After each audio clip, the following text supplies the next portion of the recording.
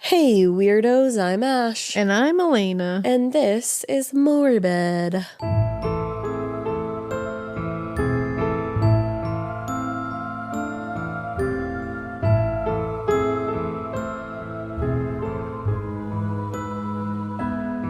This is Morbid. Yeah. Oh, we're almost done, everybody. Oh my goodness, what a terrible case. This is a terrible case. It really is. But you know what? We're on the last part of it. Okay. And we're going to at least get a little bit of something at the end. We'll get a resolution. I like that. That's all we're looking for in life, is a resolution. Cool. Yeah. Do you have any shit for the top? Not really. I'm really excited to see the Ghost movie. That's exciting. In theaters. That is exciting. In June. I'll be with you. So excited about that. Very psyched. There's like a big reveal, people are saying? Everyone's assuming there's going to be a reveal of what's happening to Papa. Because we're going to get some lore in there, of course. What is happening to Big Pa? I'm dying to know what's happening to Papa. It did say in the trailer, this is not a story about death. And I was like, what the fuck does that mean? Rebirth. So that's, who knows? Who knows? I'm here to know when I'm supposed to know. The lore runs so deep. It's so deep.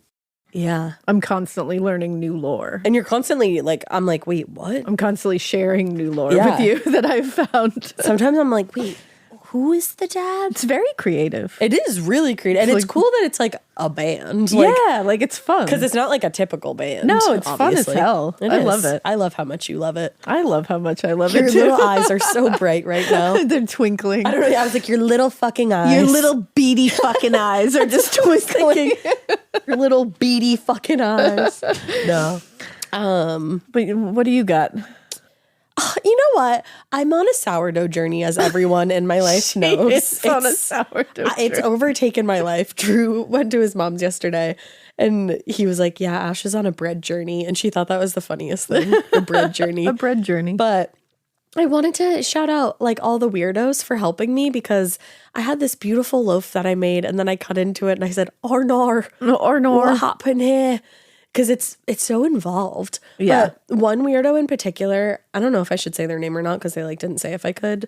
You know who you are. Sent me an entire video on like how she does her sourdough. And she's a fellow Massachusetts girly. What a badass bitch. And it was so nice. Like she was like, okay, let me tell you what I do. And she explained it so like cohesively. Yeah. And then another weirdo who's a head baker at a bakery was like walked me through this whole process, sent me like this massive message of like in depth what to do. And it was like so helpful. And that's was among like 50 other messages that I got from people like just trying to help.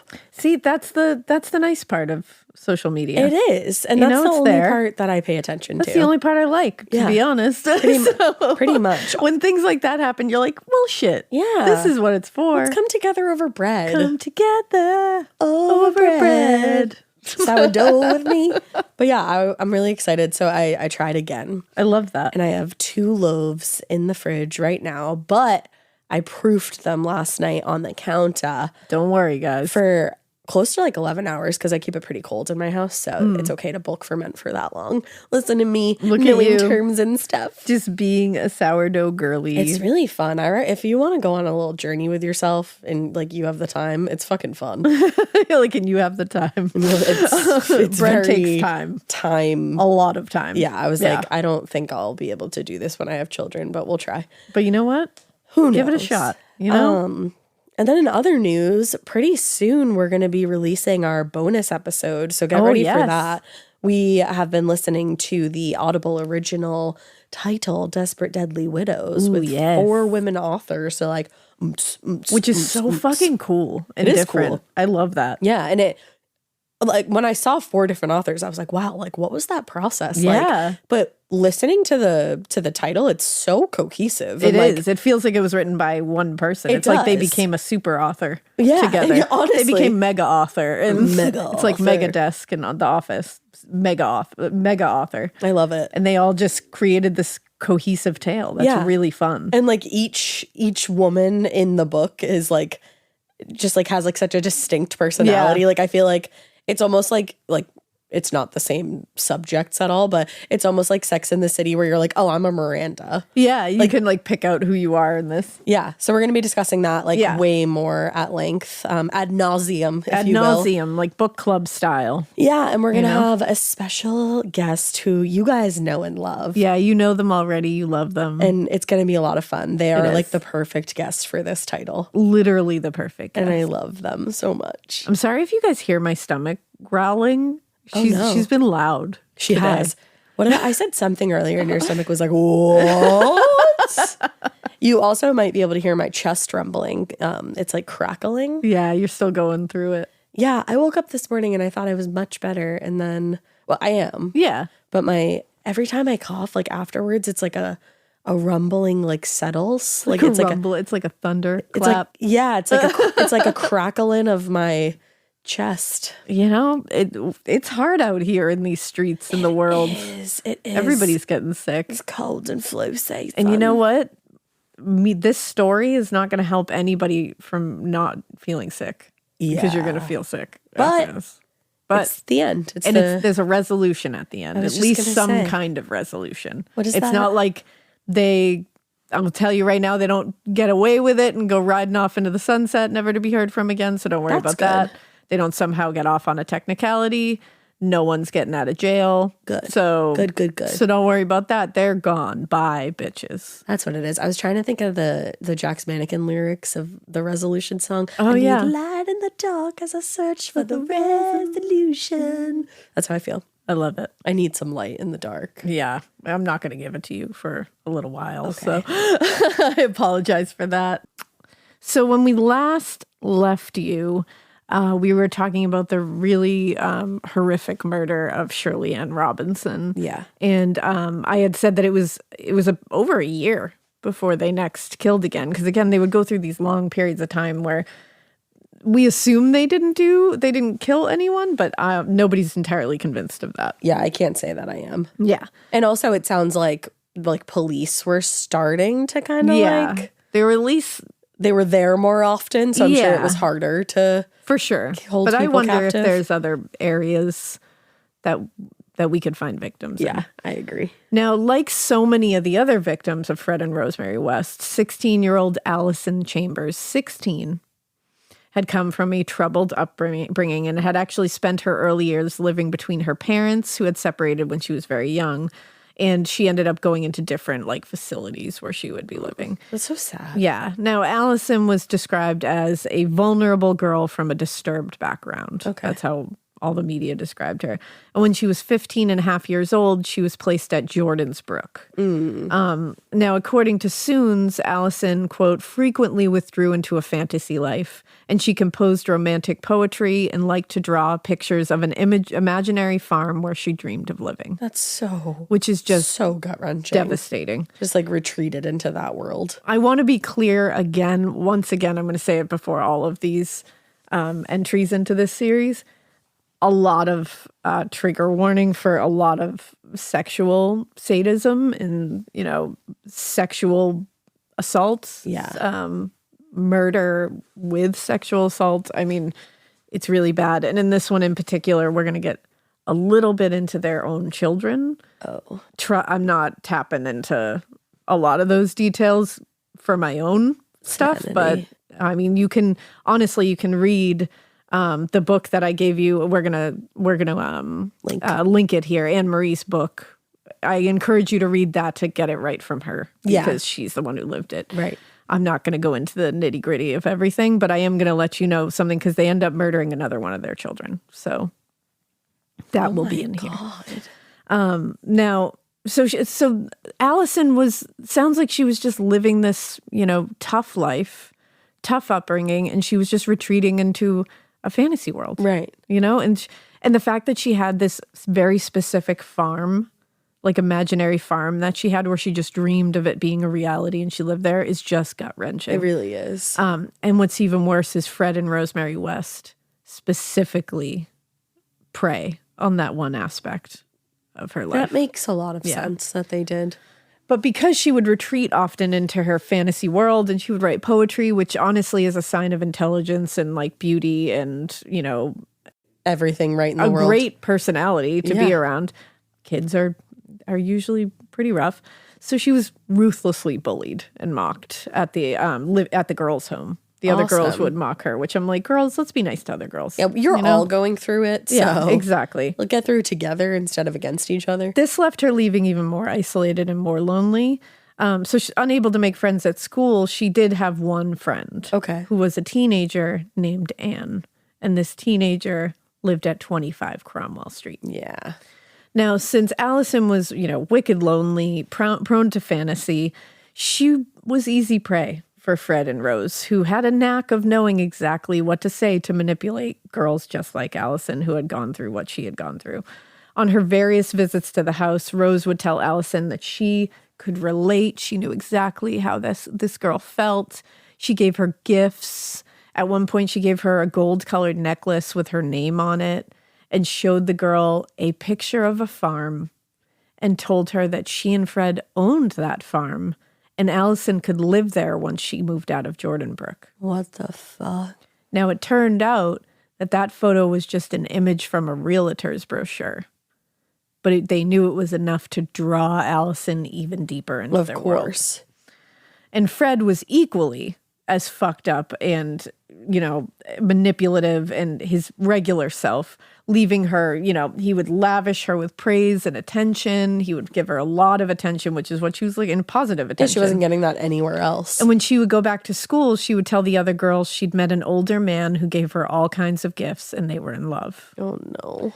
Now, from the moment they'd met her, Fred and Rose had made all kinds of promises to Allison and the things they would give her and do for her when she turned 17 and could leave Jordansbrook. One day in early August 1979, just days before her 17th birthday, Allison quietly packed all her belongings and ran away from Jordansbrook, presumably to 25 Cromwell Street. She wrote a letter to her mother before she left, and she explained that she'd been invited to live with, quote, a very homely family. I look after their 5 children and do some of their housework. They have a child the same age as me who accepts me as a big sister, and we get on great. The family owns flats, and I share with the oldest sister. Oh, my God. To think that she thought that she was finally going to get this life that she's wanted for almost 17 years. And that they went out of their way to convince her of that. And to prey on the little hopes and fantasies that she had. They're so fucked up, it's beyond comprehension. It really is. Now, when Allison's body was later exhumed from the garden at 25 Cromwell Street, there was a large purple belt wrapped around her head and under her jaw. Oh, God. The prosecutor told the jury at Rose's trial, quote, the belt found around her head clamping closed her jaw can only have been placed in position to stop her screaming. Oh, my God. The purpose of such restraint must have been to permit abuse of the type experienced by the others. Oh, it's so dark. Like the others, Fred had kept several of the small bones from Allison's hands and feet. Now, when Allison failed to show up for work the following day at the training school, a missing persons report was filed, and it listed Allison as, quote, an absconder from care. An investigation was opened, but when Allison's mother told them she had gotten a letter from Allison that said she'd gone to work as a live-in nanny with a lovely family, investigators didn't ask any questions, and they closed the case. Right. Now, while the victims of Fred and Rose West, like the outside victims of Fred and Rosemary West, they've been the focus of every story, rightfully, of this. It's worth keeping in mind at this point that after the murder of Charmaine, they still had 4 children living at home with them. Right. And sometimes you can forget that just because there's so much other awful shit going on. Mm-hmm. You can't fathom that there's children here. No, but there are 4. But as the daughter of Fred and Rena, Anne-Marie received the brunt of the horrific physical, emotional, and sexual abuse. But the others were completely aware of it and often bore witness to it and also had to deal with it. Right. And they also had to be witness to Rose's sex work or the abuse of other children. Yeah. They saw a lot and they experienced a lot themselves. They all went through a lot. Hell. Anne-Marie's story, I'm warning you right now, is one of the most horrific things I have ever read in my entire life. I believe Hands down, bar none. You read her book, read it, but I'm telling you right now, I can't explain. I can't explain to you what. It's horrible. It's horrible, and I can't believe that she was able to even put pen to paper to talk about it. Like, I give her a lot of credit for being able to. It was like some kind of healing experience. Or I hope it was. I don't know how you can heal from all of that, but I hope that it was some kind of cathartic experience. Yeah, like I'm sure it was painful, but I hope some kind of like help came out of it for her. I mean, there was a very big inappropriate focus on like very deviant and very like demonic sexuality in that house. You know what I mean? Like it's not like there was like they were living a different lifestyle. You know what I mean? Than like, than the mainstream. You know what I mean? Like this was like sadistic shit. Yeah. It's like, this is totally inappropriate, totally beyond the scope thoughts of imagination that you could ever think. And it was incredibly damaging to these children. Incredibly damaging. And these are their parents. No matter what, like things, it's just like they will like also in some ways think this is just how parents are. Well, yeah. I mean, it's like it's very hard for kids to understand that like their situation with their parents is not what everybody else is going through. Yeah, you just assume. They're just, some of it they're looking at like, okay, I just have to deal with this until I leave the house. This is just life. And then like, they manipulated them so hard that like some of them were like trying to like defend them later. Like, but they're their kids, you know what I mean? Like, it's one of those things that's like, that's just such a different situation. I can't even fathom it. Yeah. I really can't. No, I really can't. But their daughter May wrote later, if Dad had any ambition at all for any of his daughters, it was simply that we should breed and have at least as many babies as he and Mom had done. And like, why? Like, yeah, you don't. So he would have more victims. Yeah. They got to make their own victims, essentially. Wow. Yeah. Now, once Anne-Marie was old enough, she had moved out of the house, and Fred's eye shifted towards his younger daughters, Heather and May. He would often make comments about their bodies or joke about, and this is awful, quote, it being a father's right to take his daughter's virginity. Oh my God. That, you want to throw up. The girls thought this was a joke because he was so crude and he was so crass and so lewd and so disgusting all the time. And he would say these disgusting things and they would just be like, oh, that's just like whatever. That's like Dad. He just says this disgusting shit. Oh my God. But eventually they realized he was serious. He was sexually abusing, like he was a horrible fucking predator monster. Yeah. And like when he was saying that, he meant it. When they were in their teen years, Fred began treating his daughters basically as he would treat any other girl around him or woman or young woman around him. Especially when he was a teenager. Because remember, we said any woman that was near him, he would just grab and grope at them. He would do that with his daughters. Oh my God. Now, May did her best to hide the abuse and the emotional effects from the world. She just tried to retreat into herself. But Heather seemed to have a much harder time with it. Yeah. Obviously, like I don't even know how any of them were functioning. And by the time she was in her mid-teens, Heather had become very withdrawn and very sullen. She never smiled or laughed. Like, she just didn't have joy. How could you? And eventually she started acting out at school. And when she turned 16 years old, she had left school because she had found a job working as on a cleaning crew at a holiday camp. Okay. Not a glamorous job, not well paying, but the location of the camp meant that she would be able to get the fuck away from Fred and Rose. So it was her ticket out. And it would be for a few months. Right. So she was like, get me gone. I don't give a shit what you need me to do. Just get me out of this house. And it was probably some kind of plan where she was thinking like, I can save up this much money and go on to the next thing. Now, unfortunately, the day before she was about to leave for the camp, the job fell through. No. And she was devastated. Well, and she must have just been sitting there being like, what the fuck is this life? And she must have been sitting there before it fell through being like fantasizing about this new life she just could have like away from them. Yeah. Like you start picturing. Just like when Allison you think with the farm. something's coming, exactly like Allison with the farm. It's like, and we can all relate to the idea of like when you think something's happening and you're like, oh, I'm so excited for this thing. Yeah. And then it falls through. It's awful. And in most of us only know that on like the most micro of scales of I'm like, just so bummed. oh, like I get to meet this cool, like I get to meet my idol. Like, you know what I mean? And you're like, oh, I'm so excited. It's going to be so much fun. And then all of a sudden it falls through and you're like, oh, like that. I had pictured myself meeting this or doing this thing. But then you think of all the weight that came like with this of like, it's my escape from the incredibly abusive, toxic, immeasurable household. trauma that I've been facing my entire life. It's her ticket to like personal autonomy. Yes. And it's like, oh, like when I read that, I was like, I feel it in my gut. Yeah. Like the gut punch of that. Oh, I feel so bad. Now, the next day, June 19th, 1987, May said goodbye to Heather and left for school. When she came home, she expected to find her sister still upset, but Heather was gone. Now, May asked her parents where she went, and Fred told her that Heather had received a call from the camp and the job was back on. So Heather packed up a few things and got the fuck out of there.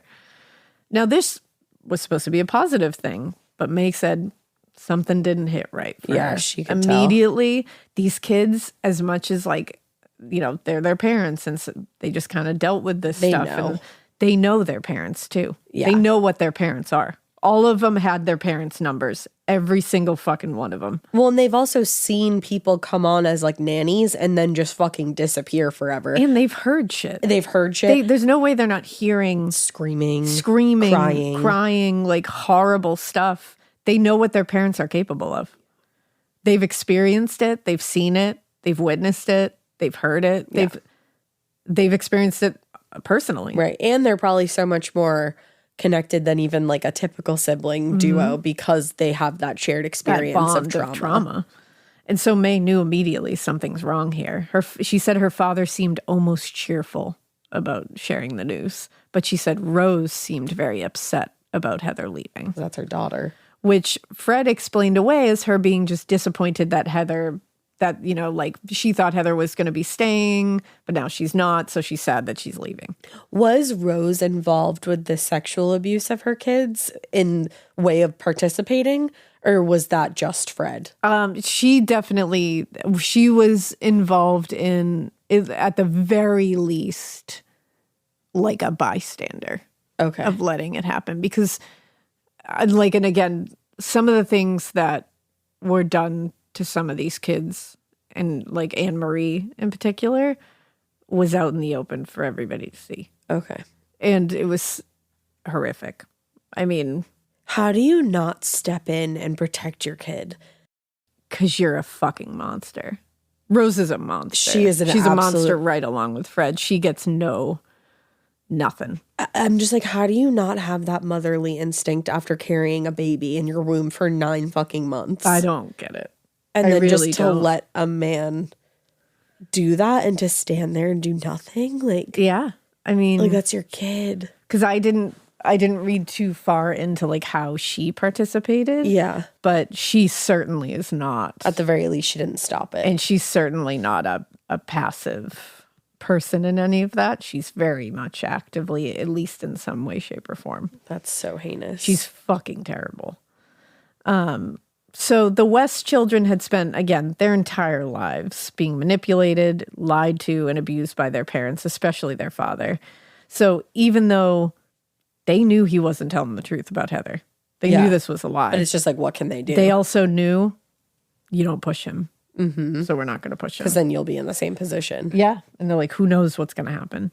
Now, in the days and weeks after that, Fred and Rose went out of their way to reinforce their story that Heather had simply gone away and would be coming back. She was going to be coming back. Yeah, because like you said, it was only a month. This isn't forever. Gig. They would receive phone calls in the night, apparently from some drunken woman that they claimed was Heather.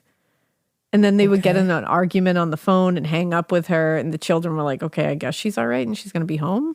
Like, they couldn't figure out. They were playing a twisted game. But after a few months, they became concerned that Heather was not going to be coming back. And in an attempt to quiet their concerns, Fred and Rose continued this charade that simply Heather had decided not to come home now. She went to this camp, and now she wants to stay for longer.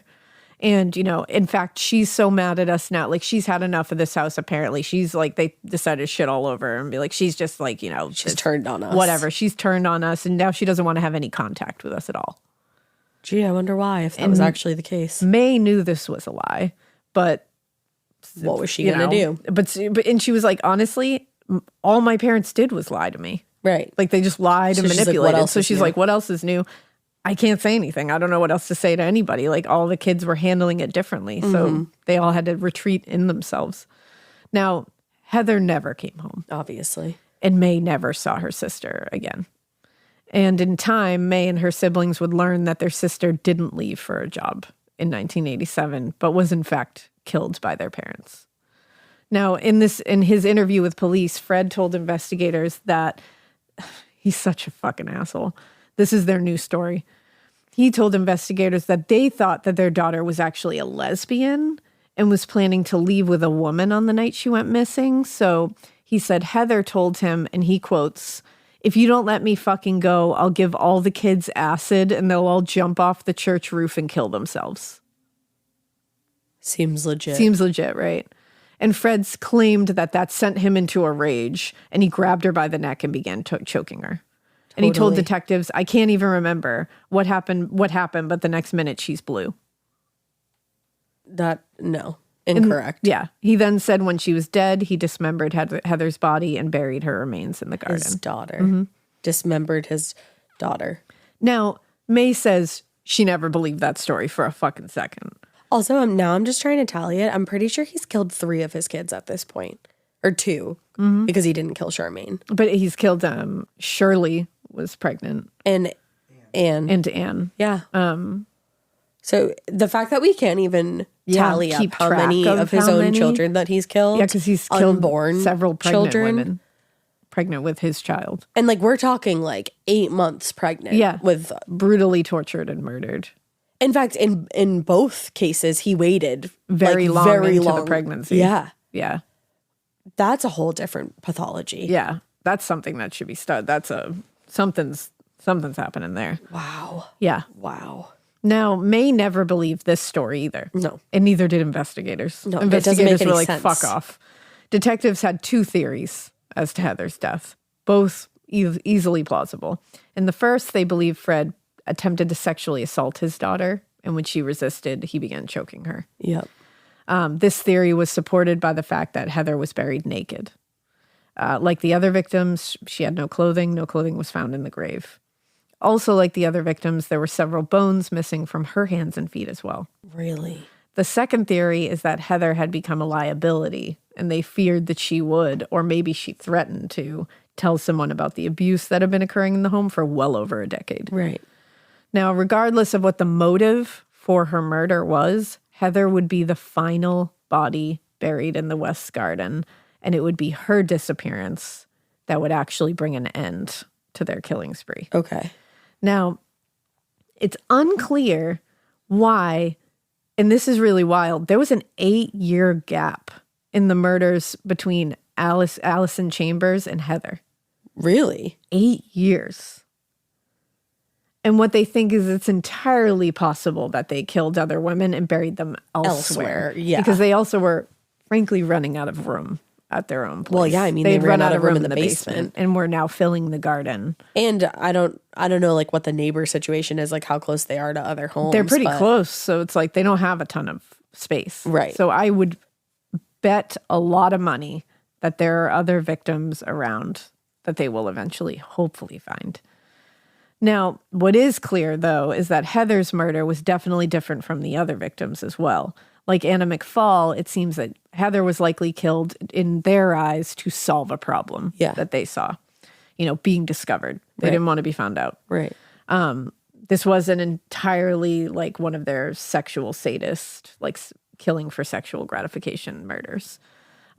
Whenever anyone would ask about Heather in the years after this, Fred and Rose would give some variation of the unexpected employment or the lesbian lover story, which typically satisfied whoever was asking, and then the disappearance was just never truly investigated at first. It really is so awful that was their way of, like, obviously it's not degrading to be a lesbian, I'm not saying that. But they were treating it like it was. They're like, oh, let's say she's a lesbian because that's a bad thing. Like, you can tell that's why they're doing it. To be like, oh, she's just a fucking lesbian. Yeah, they were like, ugh. And he's basically saying she was a lesbian and she was violent.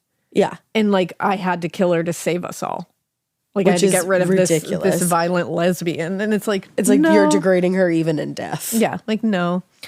Now, Fred and Rose had gotten away with so many horrific crimes over the years that they probably assumed Heather's murder was just one more girl that no one was going to miss. Their own child. Shaking my head right now. That might have been true had it not been for the courage of one of Fred's sexual assault victims, who eventually came forward with her story and began an investigation that would literally unearth the secrets of 25 Cromwell Street. In the spring of 1992, just a few weeks after the death of Fred's father, a 13-year-old girl who lived in the neighborhood divulged to a friend that Fred West had sexually assaulted her, but she didn't want to go to the police. 13 years old. He's a fucking monster. I hope wherever he is, I hope he is just living in a cyclic loop. Purgatory. Of fucking brutal torture. I really do. That he doesn't enjoy. Yeah, exactly. Well, he didn't. I don't think he enjoyed it. I think he enjoyed being the inflicting. One. Yeah. But this girl's friend sat with the information for a few days before eventually going to her mother, who in turn informed a local police officer.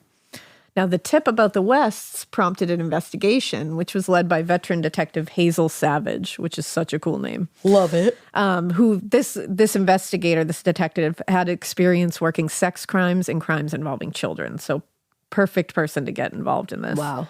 At first, the case seemed a little straightforward, a single incident of sexual assault, a horrific crime, but one that they could easily just go forward with. Yeah. But the more she dug into the family's background, the scarier and stranger that the story became. But it all started with a story told by one of the West children. Now, when the complaint against Fred and Rose was initially made, the children were immediately removed from the home and placed in foster care, which I was like, my God, that should have happened a long time ago. Yeah, for real. While they were there, one of the children told one of the social workers that their father often threatened them with violence, saying if you ever talked about what went on in the house, they would be killed and buried under the patio, just like their sister, Heather. So he would literally say that to his children, like, I'll fucking kill you and bury you under the patio like Heather. Oh my God. These poor kids. I can't. Your brain can't even like put that together. No. Of you will be buried next to your sister, my daughter, whom I killed. Who I killed. Like, yeah.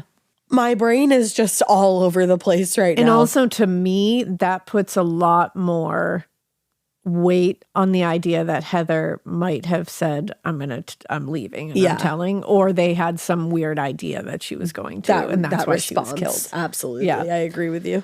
Now, Fred would later claim that was just a joke. A funny dad joke, And he explained that Heather had run off with a female lover.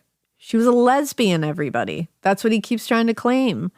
But by then, the story had changed so many times, and the comment about the patio made everything seem way more suspicious. So in her initial interview, Rose was cagey about Heather's disappearance. And whenever she was asked directly why she hadn't reported her daughter missing, she would answer, I don't know, or I don't remember. I can't. Like, fuck off. She's an asshole. After repeated questioning, Rose finally said, I can remember now why I didn't pursue Heather, because things pointed to her being a lesbian. Meanwhile, fucking Rose herself is interested in women too. Yeah. So, like, what is your fucking problem here? That's what it is. It's all this fucked up loop of hating themselves. Yeah. And taking that hate out on other people. Yeah. It's like exactly and totally putting it out on other people. It's just making me so mad that they're putting that on her afterwards and acting like it's a bad thing when Rose very much came on to other women like in aggressively. So like such an aggressive manner and like I'm just like, and now you're saying like, oh, I didn't report her missing because she was a lesbian. Well, and it's literally a mother saying, I didn't report my child missing because she was a lesbian. Yeah. Oh, I'm sorry. Do you think that makes you look better? Right? You fucking asshole. Like, fuck you, Rose. And sitting there both of them. Yeah. Sitting there saying that, knowing full well what happened to her for her whole life. Yeah. How she was killed and where she is. Yeah. Like, she's under your fucking porch. You wake up every single morning over your daughter's dead body. Yes. Like, you fucking pig. Yeah, true pig. Like, I'm so mad True right pigs. now. Like, true fucking hogs. Pig. Just bleh. It's so filthy. It is. That's the thing. It just gets worse and worse. Now, throughout the rest of 1992 and most of 1993, investigators continued building their case against Fred, and eventually he was charged with 3 counts of rape of a minor, with Rose being charged as an accomplice. Wow. But they remained free on bail pending the trial. A rapist? A child rapist. A child rapist on 3 fucking counts? Where are they? Yeah, like what's happening? What fucking county is this? Now, in the meantime, the Department of Social Services continued their search for Heather West, interviewing the children as they went for more information. And the process was very slow going. And at first, it was yielding very little information. But eventually, they had gathered enough testimony from the children, because that's also a delicate process. It's a slow process. Yeah. You don't want to re-traumatize them. Right. You have to go about it in the right way. To personally give you a testimony and a narrative of what they've gone through, that's a lot, even for grown-ass adults to do. Yeah. Like, that's a lot.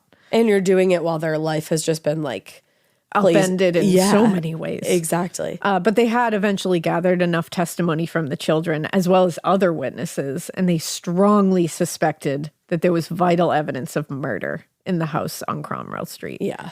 So in late February 1994, Hazel Savage applied for a warrant that would allow investigators to search the West house and garden for evidence of Heather West, and the application was granted. Hazel Savage forever. Hazel fucking Savage. Now, with the search warrant secured, it seemed only a matter of digging in the yard, but investigators had no idea where to look. And the process was further complicated by all the alterations that Fred had made to the house and the extensive stonework in the backyard. Also, when detectives came to the house to present the warrant, Rose and several of the older children did everything they could to stall the investigators, which would buy them enough time for Fred to come home and stop the search, make a big fuss out of everything. Right. Again, very clearly you have to note, these older children, remember what they've been abused their whole lives and brainwashed, and they're doing what they've been thing. taught to do. Yeah. Like, absolutely. Right. And they probably did not believe for a second any terrified. of these claims. And they're terrified. Mm-hmm. They've been scared since they came into the world. Mm-hmm. They've lived nothing but fear and horror and sadness and loneliness and isolation and pain and just any horrible thing you can think of. They've lived it their entire lives from the 2 people who are supposed to provide the safest place for them. Yep. So I put nothing on them to have the kind of average reactions that any of us would have at all. Now, despite their protests, Rose and Fred's, work did begin on the West backyard on February 24th. They're like, we have a fucking warrant. Yeah, they're like, fuck you, we're digging up your out of the backyard. way. And they began with a hole dug in the back corner, and they were going to just slowly move forward.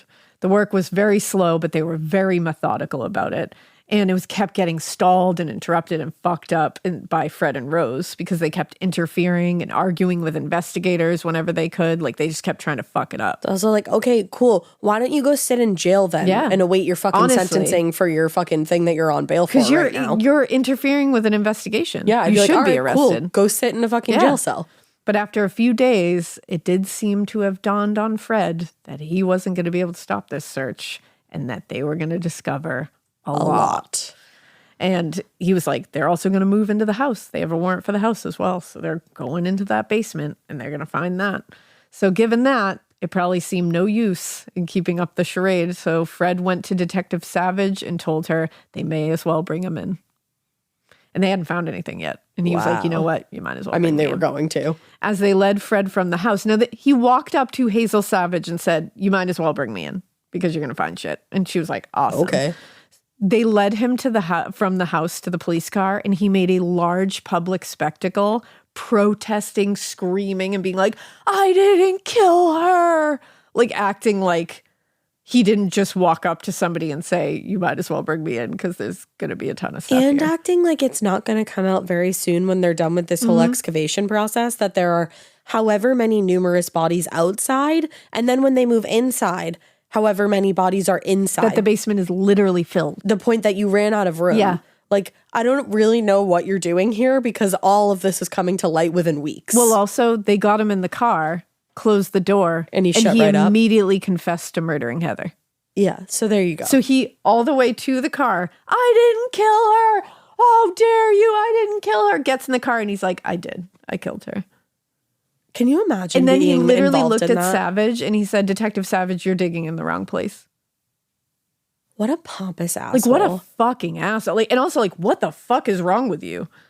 Now, it's possible that Fred thought he could prevent the discovery of the other bodies if he confessed to the murder of Heather and pointed detectives away from the other graves. He thought maybe they'll stop after they get Heather. Yeah, totally. But by then, the stories had changed so many times and there was so much circumstantial evidence that Detective Savage and the others definitely thought that Fred wasn't telling the whole truth. So they were not going to stop at that. And at this point, they have no idea what is in store for them. They are looking for Heather. So that's why he thought they'll stop after that. How could they ever know that I have 12 other bodies in this house? Meanwhile, it's like, dude, what if they don't even find Heather first and they find someone else? Well, he was trying to lead them right to Heather so that they would stop. I'm like, how do you even remember? Yeah. Now, whatever Fred's motive, his plan didn't work. Investigators continue digging in the backyard, obviously, because if you can kill your own child, you are capable of a lot, you fucking idiot. Obviously. Also, imagine living next door to this and being like, that was there the entire time. How many? 12 bodies, and 13 thinking, like, bodies. I wave to all my neighbors constantly. Yeah. I'm like, hey, hey, hey. Being like, I just waved to that man every fucking morning. As he walked out and stood on top of his child. Literally. And in the ground, countless other bodies. And dismembered all these people too. Like, their neighbors are probably sitting there being like, in that house at night sometimes when a light was on, they were sawing apart a body. Yeah. Sometimes their own child. Right. And I was just going to sleep. It would be so hard to stay, like, your house isn't even where the horrors happened. I feel like I would have such a hard time staying in my own house after that. I would have trouble staying in that neighborhood. I would have trouble. And I think there was a lot of people that had a lot of, that was a big source of just really bad vibes and really bad stuff. After this, like, people were horrified that it was standing. They were, I mean, looking at that house afterwards, I can't imagine. No, just knowing the horrors that happened there. It's so dark. Dark isn't even the word for because it. It's not just murder, it's sexual assault, it's rape, it's child abuse, it's child sexual assault. I mean, the things that were found in that house are beyond comprehension. And that just the energy surrounding the entire place must have just been abysmal. Yeah. But the investigators kept digging up the backyard, and within a week, they discovered not one, but 2 sets of remains in the west backyard. And a day later, a third was discovered. And the third set of remains were identified as Heather West. So they didn't even find Heather first. They didn't even find her first. Now, on February 27th, 1994, Fred and Rose West were arrested for murder. When the discovery in the garden was announced to the press, the Police and Missing Persons Bureau was flooded with calls from around the country, all with people with loved ones who'd gone missing. And they were like, potentially, are they in that backyard? Oh my God, to have to make that call. Is my loved one in that garden? Yeah. Like, I can't even think of it. How do you?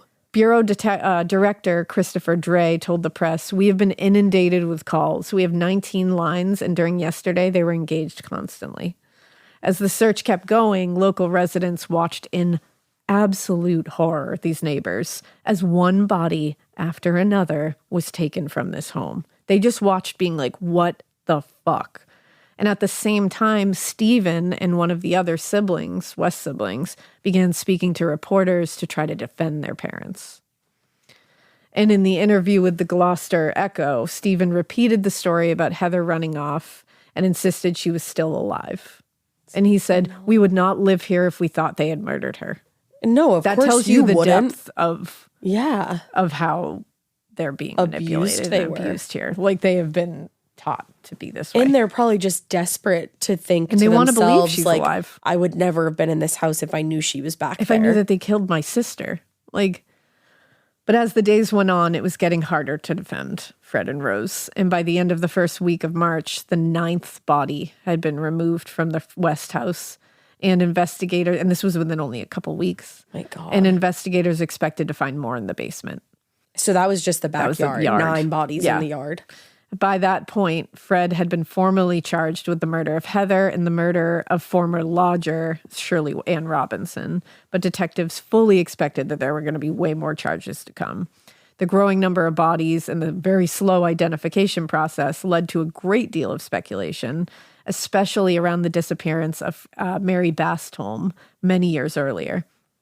Mary's brother Peter said, and this is so sad, he said, quote, "In some ways it would be a relief if police identify her, as it would stop the wondering and we would be able to hold a funeral for her." Yeah. Oh, like to have to think like that's, I guess, our best case scenario at this point. Like, that's so shit. Awful. By mid-March, all the bodies had been removed from the house, but there was still a lot of work to be done to identify all of them. In the meantime, Fred must have realized that things were looking pretty bad because he started speaking to investigators. Wow. Mistakenly believing that he could explain away the 12 dead bodies discovered in his house. But Fred's statements would eventually prove pretty useful in the identification process. Well, luckily, like he didn't mean to, it just happened. But he was really stupid. He was not intelligent, and he was really a bad liar, to be honest. Well, like he was able to lie to vulnerable people. Yeah. But when somebody's trying to detect one and looking for and it, as a trained investigator, he's pretty bad at it. So his interviews were really vague. They were sometimes confusing, very frustrating interviews. He's also not dealing with younger people. Exactly. Younger people who have already been through things and are vulnerable and will believe a lot more because they've been through a lot more. Right. These are seasoned investigative adults. Now, by the end of March, Fred had been charged with 9 murders. And by the end of June, when the victims had finally been identified, he was formally charged with 11 counts of first-degree murder. 11. Now, while Fred kept talking to investigators about the women found in the house, Rose had also started talking to detectives. And at that point, interviews with the West's extended family and several of the children revealed that she was not a fucking unfortunate victim. Yeah, like sure she was trying to make herself that. Yeah, the extended family and all the children were like, nope, she's been here the whole time. Rose was a very willing participant in the violence. And sometimes she was the one that initiated it. Yeah, she was just as bad. Now, sensing that she was soon going to be under investigation herself, Rose turned on Fred. Wow. Which tells you exactly who she is. Wow. And started giving investigators any information that they asked for and hoped that she might be spared. This really is so akin to Myra. It really is. Henley. Immediately turn. Like, wow. Which you're like, 'cause you're not fucking human. You don't have human emotions. No, you don't love each other. That's not what that is. You don't know what love is. You're out for number one. And Rose's betrayal created further fractures in the family. As Stephen responded, the son Stephen responded to her betrayal by going to a reporter from the News of the World and giving an exclusive interview about what he experienced and what he saw. On June 30th, Fred and Rose West appeared before a judge in Gloucester Magistrates Court, the first time they'd seen each other since Fred's arrest in February. They were jointly charged with 9 counts of first-degree murder, among other things. Why only 9 if they found more bodies? I think they were still trying to identify people. Oh, okay. They were jointly charged with 9 counts of first-degree murder, among various other things. And Fred was charged with the additional murders of Rena and Charmaine. Oh, okay. Because he did those on his own. Presumably on his own. Well, actually, Rose killed Charmaine, right?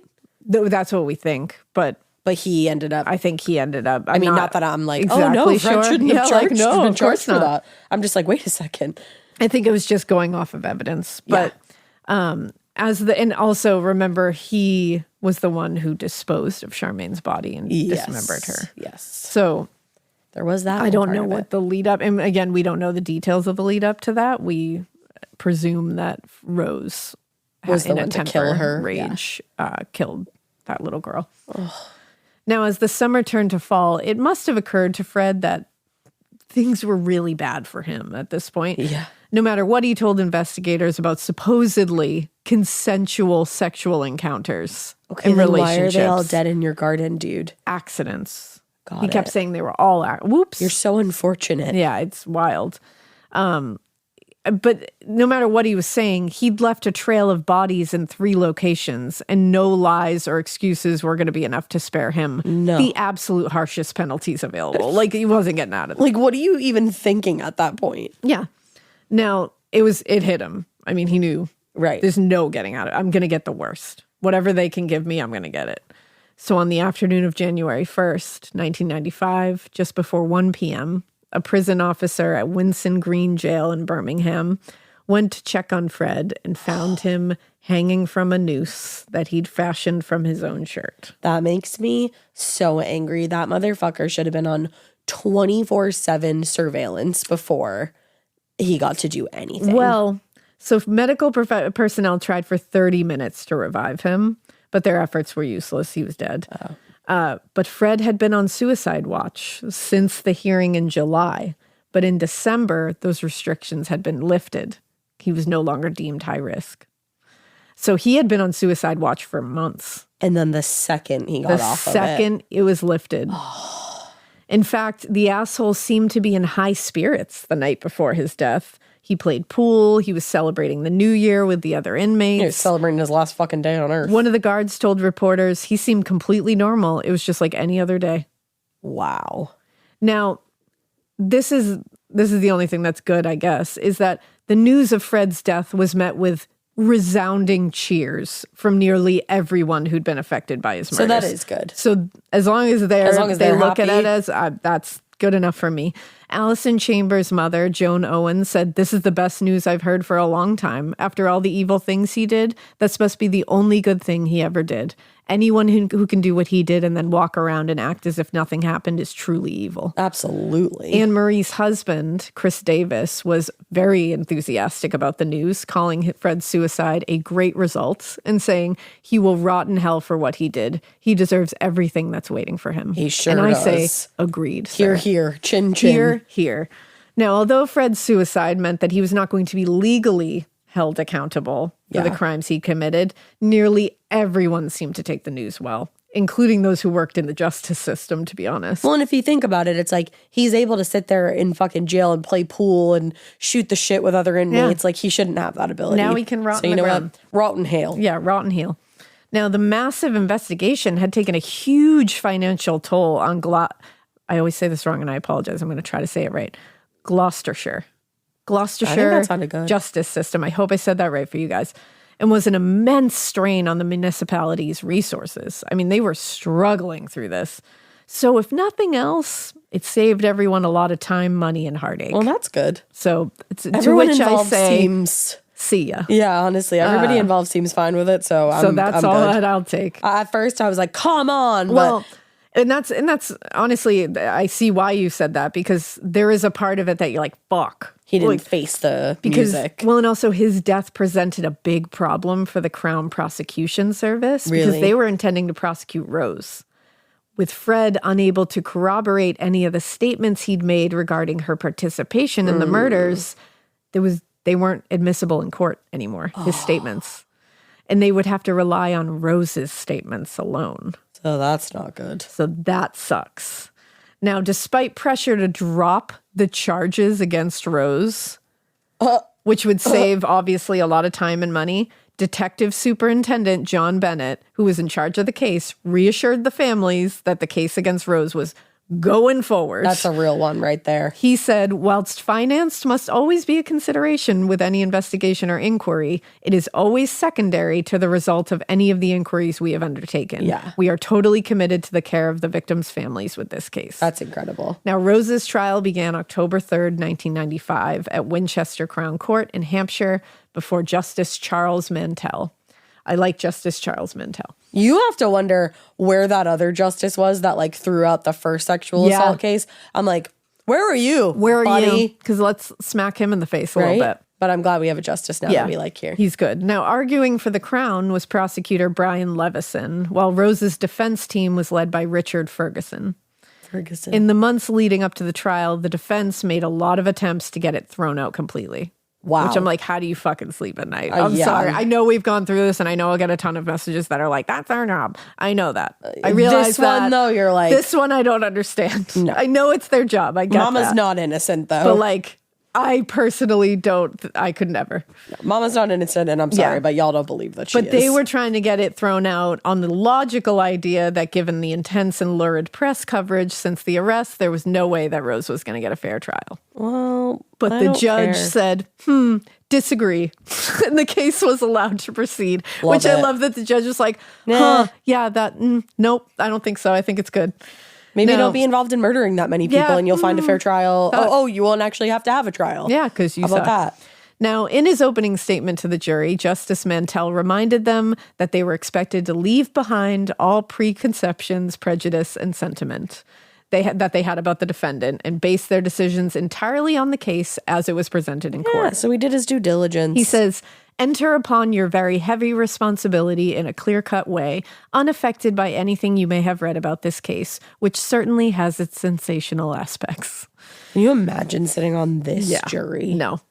With his statement out of the way, the clerk read the charges against Rose, and the most significant of which those charges were the 10 counts of first-degree murder for the deaths of, because she was eventually charged with Charmaine. Good. Charmaine West, Linda Goff, Carol Cooper, Lucy Partington, Therese Siegenthaler, Shirley Hubbard, Juanita Mott, Shirley Ann Robinson, Allison Chambers, and Heather West. When you hear all the names, it's like... horrifying. It is. And these are all young girls. Who had their whole lives ahead of them. In his opening statement, Brian Levison laid out the facts for the jury in grisly detail, emphasizing the fact that Rose had been a very enthusiastic and active participant in the brutally violent sexual torture and murder of at least 10 women. Wow. He said, the picture which I shall describe, revealed by the evidence and the material, including photographs you will see, is in places horrific and harrowing. I do not do this to shock or provoke sympathy, but so that you have an entire picture against which to decide the case. Now, Levison began his story with the murder of Heather West, and then he worked backwards. Okay. He provided details on all the other 9 women Rose was accused of killing.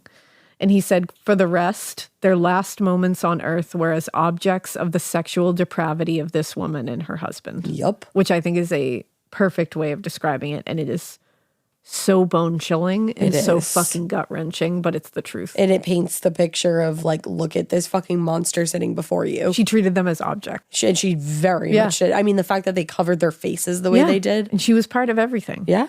One after another, the expert witnesses told the evidence collected in the West home. This included several homemade torture devices. Are you kidding me? And sexual props, and also a variety of pornographic materials that included the abuse of children and animals. Oh my God. They're the worst. You can't think of something worse than them. No, and it's truly. Like every gross, horrific, nasty thing that exists. They were in it. That was their thing. Also, forensic experts and several pathologists were called to the stand. All of them did their best to explain the evidence discovered on the bodies exhumed from the graves at both the West homes and the field where Anne McFall and Rena West were buried. Now, arguing in Rose's defense, Richard Ferguson claims Rose was innocent and was as much a victim of Fred as anyone else. Please. He said he abused her as he abused everyone else in his evil life. And he said it is because of him that she is before the court. No, it's not. Testifying in her own defense, girl, bye. Rose told the jury about her difficult upbringing and her own experiences with sexual violence that had led her to trust a man like Fred West. She said, he promised me the world. He promised me everything. Because I was so young, I fell for his lies. He promised to love and care for me, and I fell for it. Okay, girl, sure. That's how you entered into this with Fred. Exactly. I'll give you that. Yep. But you became... What the fuck are you doing now, bearing another child and murdering it? Yeah. What the fuck are you doing now? Exactly. And what are you doing in a house with child abuse images and animal abuse images, torture devices that you made together? Your daughter in the backyard. Because you had a tough upbringing? Like, plenty of people have a tough upbringing. People in the courtroom, somebody raised their hand. Yeah. Did you have a tough upbringing? Exactly. Did you do this? Like, shut the fuck up, Rose. No, that's absolutely ridiculous. And to claim a tough She was upbringing. in tears. She cried. Oh, I bet she was. And if it scored any points with the jury, we don't know, because she then had a very combative attitude under cross-examination by the prosecutor, and that didn't help her at all. And I'm sure that's when they saw the real Rose. That's when she came out for real. Yep.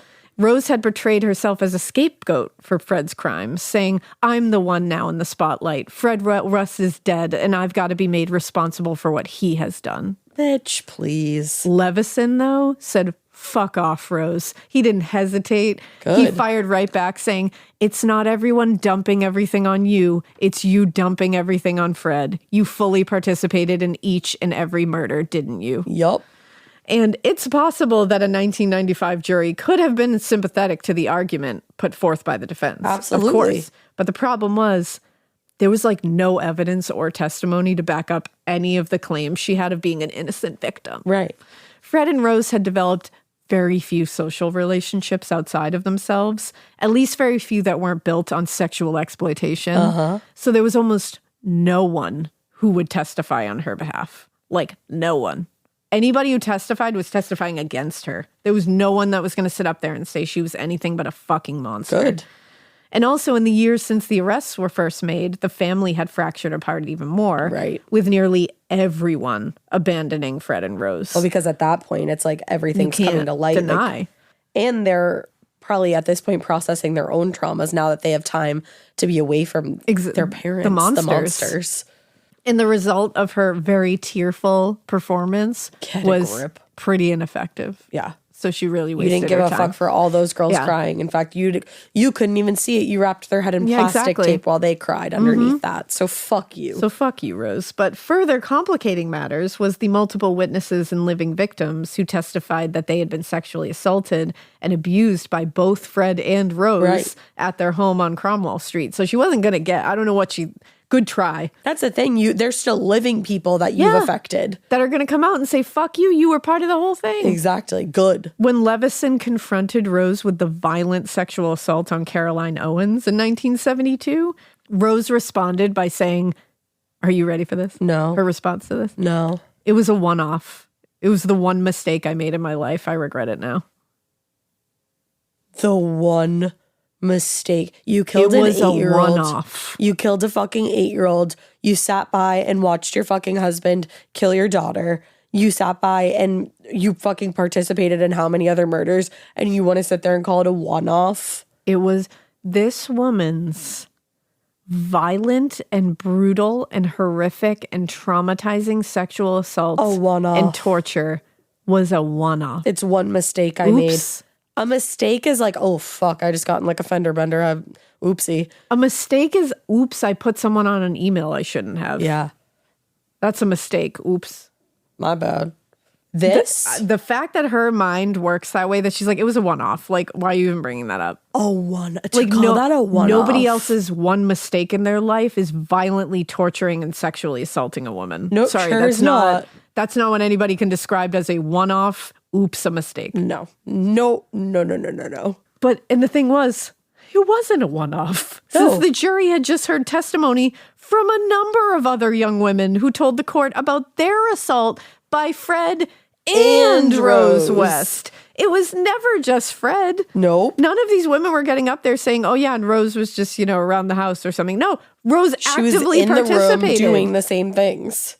Now, in his closing statement, Richard Ferguson, the defense, shut up, reminded the jury that they should find his client not guilty. No, bye. That didn't mean the murders, like they said, if you find my client not guilty, that doesn't mean the murders go unpunished. He said Frederick West provided his own solution. His death has ensured that the relatives of the victims need not worry that their deaths have gone unpunished. So that's a weight that's been lifted from your shoulders. If that woman didn't sit in fucking prison, those families would have been absolutely outraged. So don't even pretend for a second. This man stood up there and said she didn't do anything, and then said, Fred Rose took care of everybody. Why are you being such bitches about it? He literally sat there and was like, what? He killed himself. Move on. He got punished. That's exactly what he literally was like, he killed himself. He can't hurt you anymore. Why are we here? That's literally what he's saying here is like, what? You don't have to worry anymore. Oh, I don't have to worry? How about all these women? Half of the problem is sitting up here and you're telling me that she could walk. How about all these women that are sitting here?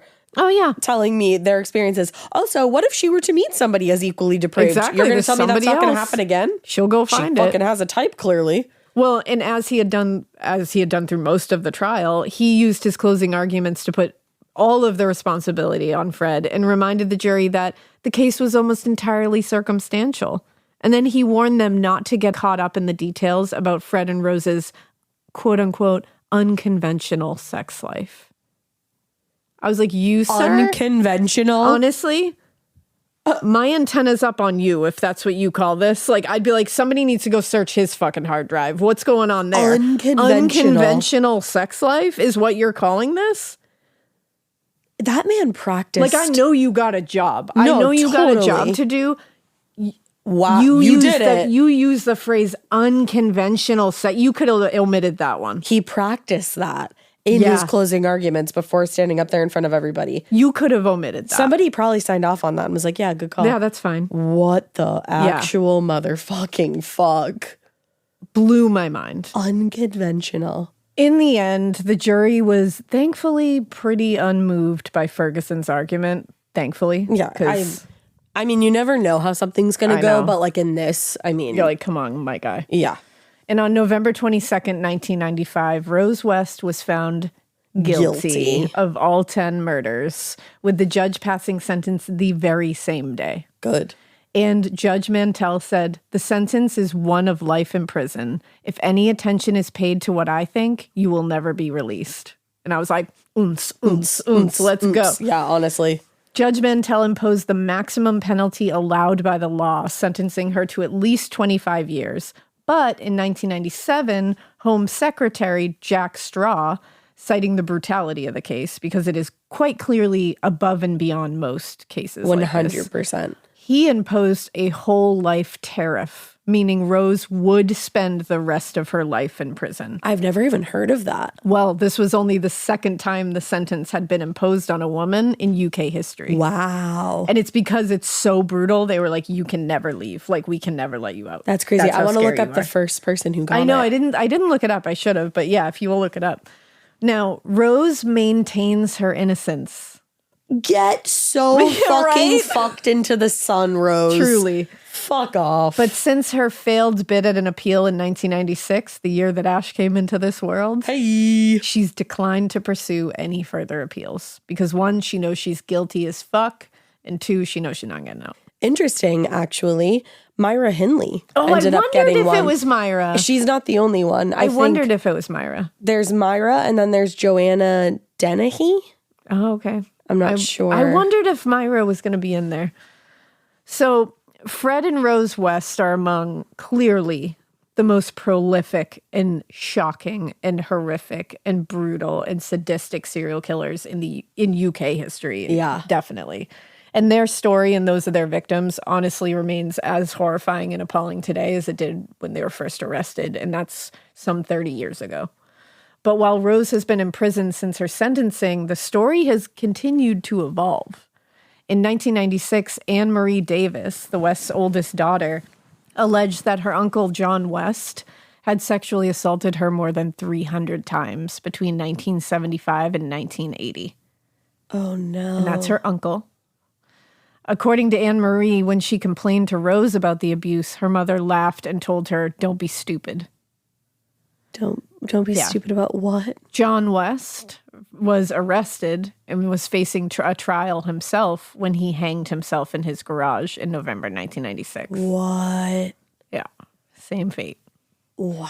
Now, 2 years later, in the spring of 1998, Fred's cousin, William Hill, was arrested and charged with sexually assaulting 4 young girls in his home in Muchmarkel in 1976. He was only 24 years old at the time. Oh my God. What happened to this family? This family just has like disgusting shit running deep. He was questioned at the time and denied any involvement, but he wasn't arrested until 1997 when more victims came forward. Oh no. So they are like, this is a pathology throughout this family. It is. And while there's no question that Fred and Rose killed the 12 victims referenced in the court documents, investigators do believe there's more victims. Oh, absolutely. Including Mary Bastholm. And efforts to recover their bodies have been ongoing as recently as 2021. Wow. And recently, investigators in Gloucester have been digging at several sites around the city where Fred was known to have visited, worked, hung out, anything. But as of now, they have yet to find any additional victims. You hope that like there aren't any additional victims, but I feel like logic tells you that he didn't go that long, like these year periods, and even like at one point there was an 8-year period. I just don't buy. That's the thing with how sick and twisted they were that they didn't. Yeah, that's the thing. You don't want there to be additional victims, obviously, But you also, if there are missing persons that are victims of them, you want them to be found and identified. Yes, exactly. You know? It really is such a double-edged sword. Yeah, it just doesn't make sense that they're going these long periods of time, but I mean, it happens. Yeah, it's strange. I just feel like because of their pathology. Yeah, they seem very like frenzied. Very frenzied and very it was almost like instinct to them. Like it was like a knee-jerk kind of thing. Yep, absolutely. Yeah, it just seems like they wouldn't have taken that time, but who knows? Well, but I'm glad that we got through the whole thing and that we were able to. I feel like you did a really good job of like telling each victim's story. And like, I feel like I've said, I've heard this case covered before, but I don't think I heard as much detail about each girl. No, thank you. So. And honestly, Dave is David absolute, White. I'm going to canonize him, I think. Like, he's a saint for helping me with this because he was just as like elbow deep as I was. And I think we're both just like, okay, bye. And bye. And he was so good at that. And you guys, if you do want to read Anne Marie West's book is Out of the Shadows. We'll link it in the show notes. And it's harrowing. Yeah, like, truly harrowing. Sounds like she went through so much more than any of us could ever even imagine. Yeah, it's truly unbelievable. All right. Well, you promised to do something spooky-ooky or like I'm taking a little bit of a turn. We got something spooky coming from you next. Yeah. And I think we'll have a listener tale in between this and the next episode. So that will be a nice little palate cleanser for everyone. A palate cleanser. And in the meantime, we hope you keep listening. And we hope you keep it weird. You know, I'm not going to tell you not to keep it this weird because that would be so silly of me to say. Because I know you won't keep it this weird. No. Bye.